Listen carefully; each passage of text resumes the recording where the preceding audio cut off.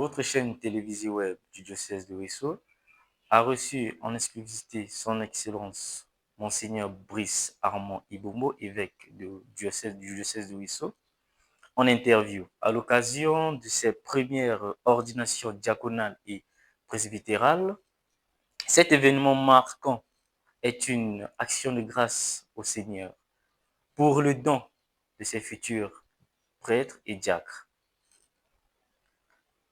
de l'Église et de la communauté de Ouessant.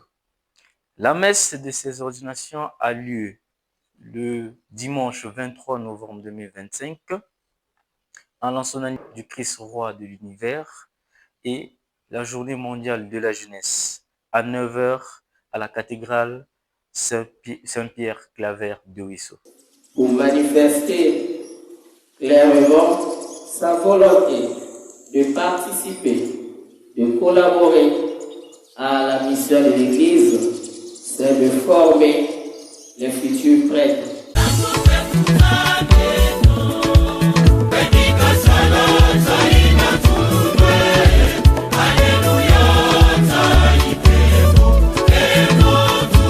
L'ordination presbytérale et diaconale.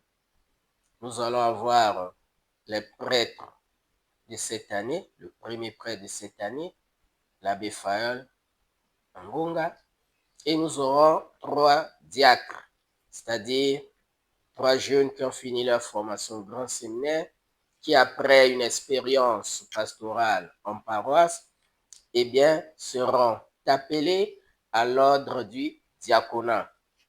C'est l'événement majeur pour notre église locale pour le dimanche 23 novembre, dimanche où l'église célèbre la solennité du Christ roi de l'univers, dimanche où par l'intuition géniale du Saint-Pape Jean-Paul II, l'église va célébrer aussi la journée mondiale de la jeunesse, la 40e journée mondiale de la jeunesse, qui se célébrait avant, au dimanche des Rameaux, que le pape François a voulu que cet événement soit dorénavant célébré le dimanche du Christ, roi de l'univers. Et je suis serein,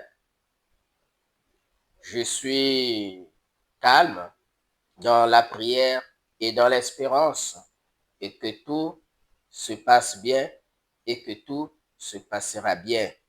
Car, nous dit Jésus, si le Seigneur ne veille sur la ville, en vain veillent les sentinelles. Si le Seigneur ne bâtit la ville, en vain construisent les constructeurs. Eh bien, nous mettons cet événement dans les mains du Seigneur, lui qui est la source et l'origine de tout, lui qui est notre maître, qui est le bon pasteur, c'est lui qui nous aidera à bien organiser cet événement et que tout se passe sous son contrôle. Voilà la raison de ma tranquillité, de ma sérénité, car je sais que Dieu est à l'œuvre. Monseigneur, que représente le fait d'ordonner vos premiers diacres et prêtres en tant qu'évêque? Vous savez, c'est toujours une émotion, c'est une joie, une satisfaction. Tout début a toujours un problème. C'est pas facile de commencer une chose, une affaire. C'est pas facile de commencer un ministère par un événement de cette envergure. Et c'est aussi une grâce de pouvoir ordonner. Et c'est comme un prêtre qui ne baptise pas ou qui n'a jamais baptisé et qui baptise pour la première fois. C'est une joie énorme. Et la même chose pour un évêque à peine ordonné qui va aussi ordonner ses premiers diacres, son premier prêtre. C'est une joie énorme. En même temps, c'est un don, une grâce du ciel que Dieu, le maître de la moisson, qui a demandé au monde de prier pour que la moisson ait des ouvriers, et c'est lui qui nous fait cette grâce d'avoir un prêtre, d'avoir des diacres. Nous sommes donc en communion avec lui et nous faisons ce que lui nous a demandé. On a prié pour qu'on envoie des vocations et voilà qu'on aura les premières ordinations de mon ministère épiscopal. Et je bénis le Seigneur pour ce don. Et au même moment, je prie pour que le Seigneur nous envoie encore beaucoup de vocations dans notre diocèse. Les vocations à la vie sacerdotale, à la vie religieuse, à la vie missionnaire et à la vie familiale ou conjugale. La moisson est abondante, mais les ouvriers sont plus nombreux. Et à travers ces ordinations, nous bénissons le Seigneur. En même temps, nous continuons à prier, à implorer pour que lui-même, le maître de la moisson, sache quel ouvrier envoyer dans la moisson du diocèse de Wissou. Excellence, en lien avec votre devise épiscopale, qu'ils soient tous un. Quelles sont les valeurs fondamentales que vous souhaitez transmettre à ces futurs diacres et prêtres? Alors, j'ai été nommé par le pape Léon XIV le 28 mai 2025. J'ai été ordonné évêque le 19 juillet dans ma cathédrale. Au même moment, j'ai pris possession canonique de mon siège épiscopal. Et comme devise, comme le recommande la tradition de l'Église, ma devise était basée sur l'unité, qu'il soit un, autonome, saint. Jean 17, verset 12. Voilà ma devise épiscopale, l'unité. Et c'est le Seigneur lui-même qui me l'a inspiré, qui me l'a suggéré.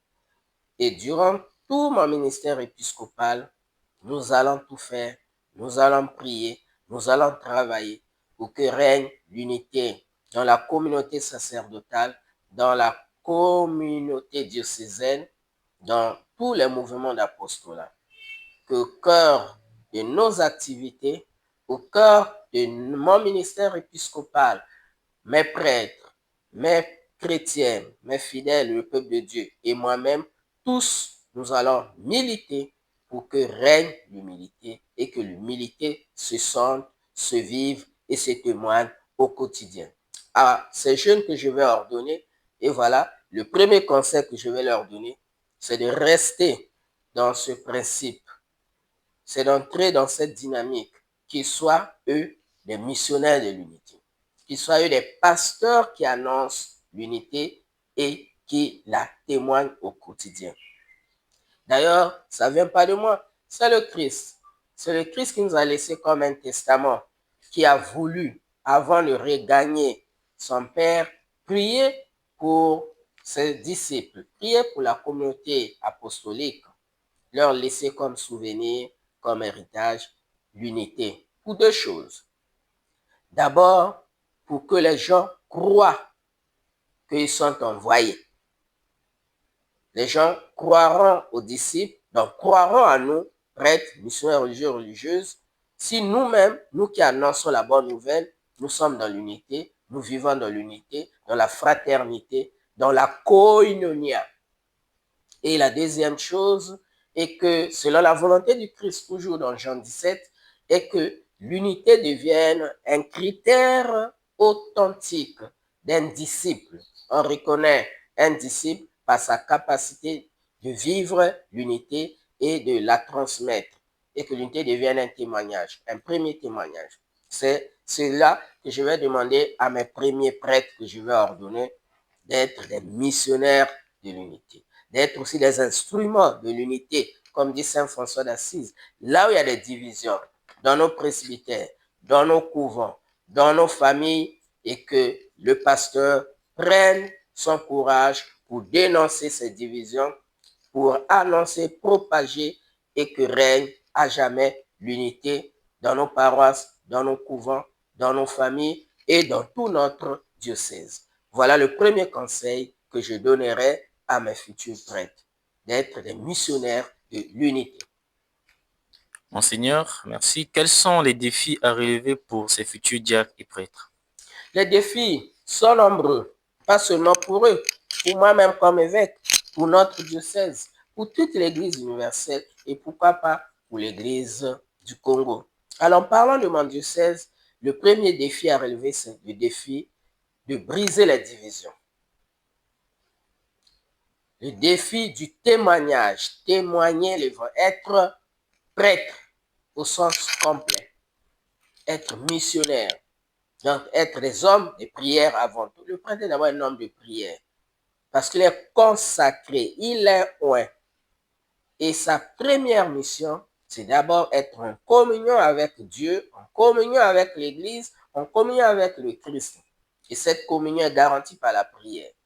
Et la deuxième chose, eh bien, c'est d'annoncer l'évangile, être disponible dans l'annonce de l'évangile. Comme dit Saint Paul, malheur à moi si je n'annonce l'évangile de Christ.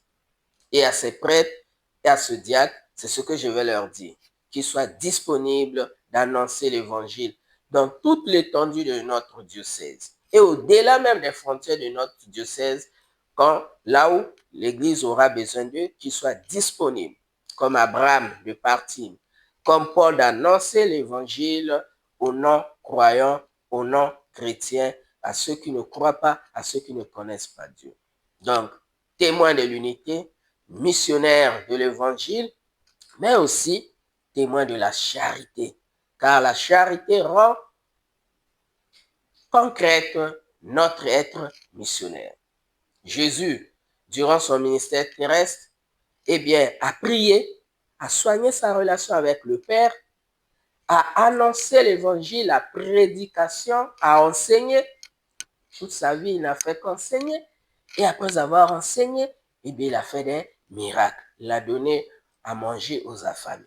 Donc, à mes prêtres, je leur dirais de garantir et sauvegarder l'unité avec Dieu dans la prière, la communion avec Dieu dans la prière, annoncer la bonne nouvelle et rendre concrète cette bonne nouvelle annoncée à travers les œuvres de charité. Ce que le pape François a dit, les œuvres de miséricorde à la fois corporelles et spirituelles. Voilà ce que je dirais à mes jeunes frères qui seront ordonnés prêtres et diacres. Excellence, quelles sont vos expériences pour l'avenir de votre diocèse avec l'ordination de ces nouveaux ministres? C'est toujours une grâce, je l'ai dit tout à l'heure, et une chance d'avoir de nouveaux collaborateurs dans la moisson du Seigneur. Notre diocèse, c'est un diocèse, diocèse rural. Nous sommes au nord du Congo, dans le département de la Sangha, dans la forêt équatoriale. Il y a des rivières, il y a des forêts, il y a des plaines. Et du point de vue personnel ecclésiastique, nous sommes un diocèse aussi en manque de vocation. Nous avons autour de 12 paroisses, mais qui ne sont couvertes que par un seul prêtre. En dehors de 2 paroisses qui ont au moins 2 prêtres, la plupart des paroisses sont couvertes par un seul prêtre. Et quand on a la chance, il y a un jeune stagiaire. Sinon, le prêtre est seul. Donc, notre première mission, c'est de œuvrer pour les vocations. De travailler pour les vocations. De trouver à l'église universelle et l'église locale des bons prêtres selon le cœur de Jésus. Et le défi, le premier, donc, c'est celui de la pastorale vocationnelle, vocation à la vie religieuse, à la vie familiale, pour que les jeunes apprennent à se marier religieusement. Pour que même ceux qui sont là depuis qu'ils vivent ensemble, mais qui se marient religieusement. Le mariage reste un sacrement, une vocation même primordiale ou première. Donc, il y aura d'abord la pastorale vocationnelle. Il y a plusieurs défis encore. Je l'ai dit, le défi de lutter contre toute forme de division, de ségrégation, de mépris, de rejet, de l'indifférence, que le pape François qualifiait notre monde comme un monde qui vit dans la globalisation de l'indifférence. Donc, il faut dépasser ces barrières ethniques, tribales, raciales, régionales, départementales, linguistiques même. Car en Jésus, nous sommes un et nous devons vivre dans lui. Bon, il y a aussi le défi de l'autofinancement. De plus en plus, au niveau de l'église locale, on nous interpelle. Nous devons apprendre à être autonomes. Nous devons apprendre à être à participer à la vie de l'église par nos propres ressources. Et nous sommes une église du Congo, bien entendu, Nous sommes une église qui tombe vers le 150e anniversaire. On a célébré les 140 ans il y a de cela 2 ans. Et le diocèse de Wando a célébré, le diocèse de Wesso plutôt, excusez-moi, a célébré son 40e anniversaire il y a de cela aussi 2 ans. Alors, nous sommes encore une église dépendante, vivant des subsides, vivant un peu de la générosité des fidèles, que nous remercions nos bienfaiteurs, ceux qui nous soutiennent au quotidien. Mais nous devons apprendre nous-mêmes aussi à valoriser les ressources que Dieu a mises dans nos mains. On a la terre, on a des forêts, on a des rivières. Donc, notre réflexion actuellement est basée avec mes collaborateurs. Nous sommes en train de travailler, de réfléchir, de méditer comment arriver à l'autofinancement. Comment arriver à couvrir nous-mêmes nos besoins, à s'autofinancer à travers les ressources que nous avons bien entendu avec les bienfaiteurs, les hommes et les femmes de bonne volonté. Ici, c'est un appel aussi que je voudrais lancer au monde entier à ceux qui peuvent nous soutenir matériellement, financièrement, à travers les projets et surtout dans la prière de le faire. Nous sommes un diocèse pauvre, un diocèse qui vit des subsides. Et nous avons pris l'engagement, nous, et bien dans quelques années, de sortir de cette dépendance, mais en valorisant nos propres ressources. Alors nous avons besoin de l'aide de tout le monde, des personnes capables, qui ont des capacités intellectuelles, des capacités techniques, de toutes les capacités possibles et potentialités qui peuvent nous accompagner dans ce chemin de l'autofinancement ou de l'autonomie, que ce soit financière, matérielle. Mais ça ne veut pas dire rupture avec les autres partenaires. Au contraire, l'homme n'est rien sans les autres. Mais on va profiter de l'appui des partenaires, de l'appui des bienfaiteurs pour que nous-mêmes, nous puissions se prendre en charge. Un enfant a toujours besoin d'un adulte pour bien vivre, pour faire les premiers pas. Nous avons besoin aussi des hommes capables, des hommes potentiels qui ont des moyens pour pouvoir nous aider, nous accompagner.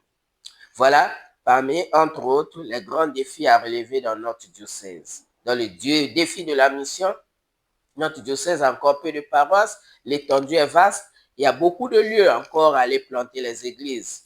On va à la frontière, nous on a intérêt à Tam Congo, avant Tam Cameroun vers la frontière, le terrain est là, mais il nous faut des moyens pour construire, pour ouvrir une communauté, construire l'église. Nous avons un prêtre à Cabos. On a déjà construit une petite église, mais il manque la maison des prêtres avec les planches. Et nous sommes en train de penser comment faire une maison pour que le prêtre y vive au lieu de vivre loin de là au quartier. Nous avons la communauté de Ngwala, aussi dans une zone très pauvre, où le prêtre vit encore dans une maison de fortune. Là aussi, il faut construire l'église, il faut construire la maison de prêtre. Bon, un peu partout, ça c'est. En allant aussi à Cabo, c'est la même chose. Et beaucoup de nos écoles sont encore beaucoup de nos églises sont encore dépourvues et des écoles et des centres de santé. Et même les maisons des prêtres font défaut dans certaines paroisses. Donc les défis sont là et nous comptons sur tout le monde et nous sommes prêts à collaborer avec ceux qui veulent nous aider, nous accompagner dans ce sens. Mais nous confions tous ces projets au Seigneur, lui-même le maître de la moisson, de nous aider à arriver à ce stade et pour permettre aux prêtres de bien travailler pastoralement avec tout le confort possible, digne d'un missionnaire de l'évangile, digne d'un pasteur. Pour terminer notre entretien, Monseigneur Brice, y a-t-il un message que vous aimeriez partager avec la communauté, en particulièrement avec ceux qui seront ordonnés? Le premier message à apporter, c'est de dire merci au Seigneur pour le don de la parole, pour le don de l'évangile. Merci au Saint-Père, le pape Léon XIV, qui a pensé à l'Église du Congo, à l'Église universelle et à l'Église de Wesso en leur donnant un pasteur. Et ici, nous réexprimons notre communion avec le pape Léon XIV. Nous prions aussi pour sa mission noble et difficile. Un autre message, c'est envers d'abord les prêtres qui seront ordonnés, tous les prêtres du mon diocèse. Je les remercie tous pour la collaboration, pour la disponibilité.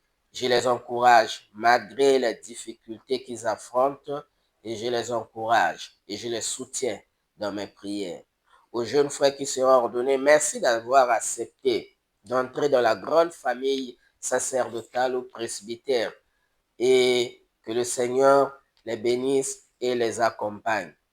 Et au peuple de Dieu tout entier, spécialement au peuple de mon diocèse, de diocèse de Ouesso, c'est un temps de grâce que nous nous préparons à vivre et je les invite à vivre ce temps dans la prière d'abord, à consacrer ce temps dans la prière et chacun, là où il se trouve, de pouvoir aider le prêtre qui est là, le missionnaire qui est là, et de pouvoir aider son église et son diocèse. Et moi aussi, comme père, je prie pour tous les diocèses, pour tous les fidèles, spécialement. Ma pensée va aux malades, aux vieillards, aux vieilles personnes, aux jeunes, notre jeunesse, car, ça on l'a pas dit, le dimanche prochain, je l'ai dit à l'introduction, eh bien, on va célébrer aussi la journée mondiale de la jeunesse. Nous sommes dans une zone où les jeunes sont nombreux, mais nombreux n'ont pas de boulot, nombreux ne font rien. C'est aussi une préoccupation pour moi comme évêque. Mais nous allons aussi accompagner nos jeunes par la prière, par la formation, par l'encadrement et par le suivi quotidien. Et à nos jeunes, nous leur demandons de tenir dur, de ne pas se fatiguer, de ne pas désespérer, car l'espérance ne déçoit jamais. Le pape Jean-Paul demandait aux jeunes d'être les sentinelles ou la sentinelle du matin. Et c'est le même souhait que je demande à nos jeunes, les jeunes de mon diocèse de Ouesso, d'être des veilleurs, des guetteurs, d'être des artisans de la paix, de l'unité, de l'amour, car ils sont nos jeunes, le futur, non seulement de notre diocèse, mais de notre pays, de toute l'Église universelle et du monde entier. Excellence, merci. Un mot de bénédiction pour vos téléspectateurs qui nous suivent.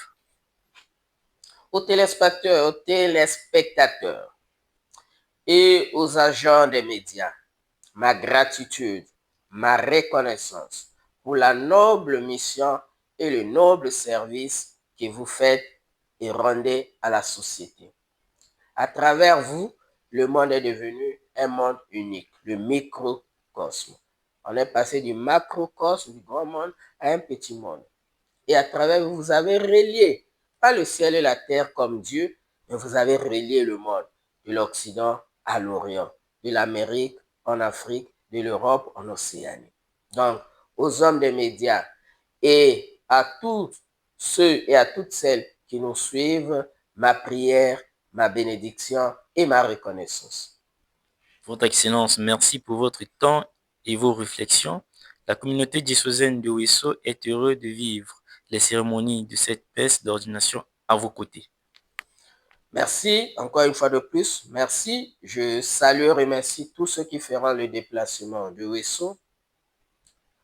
Je salue tous les collaborateurs, d'abord les prêtres, tous les membres du comité d'organisation qui ces jours-ci travaillent d'arrache-pied pour la réussite de l'événement. Je salue tous les acteurs principaux de la célébration de dimanche prochain, les acteurs liturgiques, les acteurs organisationnels, les forces de l'ordre qui seront là pour garantir notre sécurité. Je salue tous et toutes, chacun et chacune, et je vous bénis au nom de Dieu.